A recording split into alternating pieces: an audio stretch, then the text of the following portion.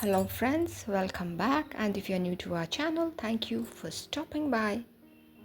Well, today it's a plant video, a short one but a sweet one. So this is my maple leaf ivy and it is doing just wonderful. Look at it.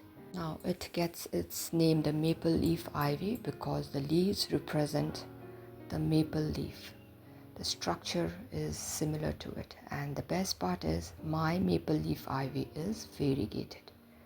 Look at the margins. The margins are light green or yellowish green in color, and I have two branches here that are growing rapidly, and maybe this monsoon I will be able to get some cuttings from here. That's it. Now this is my Crassula ovate, the variegated one again, and the tips are twisted as the seller had told me, and yes, it is coloring up, but the lower leaves look a bit dehydrated, and I am going to water it properly. That's the point where the new leaf is being formed. These are a pleasure to watch, where the new leaves are being formed or the buds are being formed, and when the flowers open up. So this is my Crassula, which is doing just wonderful. Now I have shown this plant earlier too, but yes, I was admiring this beautiful Syngonium, my strawberry eyes, and I thought I should show it to you again. Look at the color of the leaves. What a beautiful pink with splashes of pink here and there. And as I told you, as the leaves mature, it turns green. That's the leaf. Such a pretty color. And the markings, the veins in the leaves are also just mind-blowing. Now this is my geranium, the ivy geranium, the only one in my collection, and it is doing just wonderful. It has become a showstopper right now. The reason for showing this plant ivy is because of this particular geranium, which was a tiny one when I brought it home. And here is the bonus. It has bloomed finally. This is the first time it blooms, and what a beautiful red it is. And the flower petals are bigger than the size of the flowers, geranium flowers that I have right now with me. Now this particular plant, if you all have seen my earlier videos, had come as a bonus along with the ivy geranium, and that too I discovered when I was so very hurt because I had broken the flower or the bud of the ivy geranium. That time when I was taking out the pot from the bag, this is what I saw. So you can imagine my joy, and right now it is blooming and my joy is doubled. My ivy geranium blooming, my zonal geranium blooming. What a treat. Look at that. They look so wonderful beside one another. And that's the stem. So that's the point from where the ivy geranium is growing. It's a beautiful plant. Now let's move on to my Kalanchoe, the panda's paw, or the Kalankoi, however you want to pronounce. And this is the panda's paw.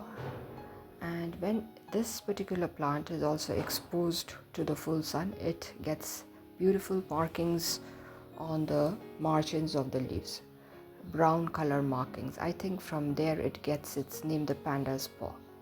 And right now it is doing good after it has been transferred to this decent sized pot. Now this is one of my Syngonium. I have a few Syngoniums, and this is one of them, which has narrow leaves, and it is doing good. And I'm showing it to you because I saw there are some new leaves that will be unfurling soon. Overall, it's a beautiful plant. You can keep the Syngoniums indoors for a few days, and it is going to make your living space look more beautiful.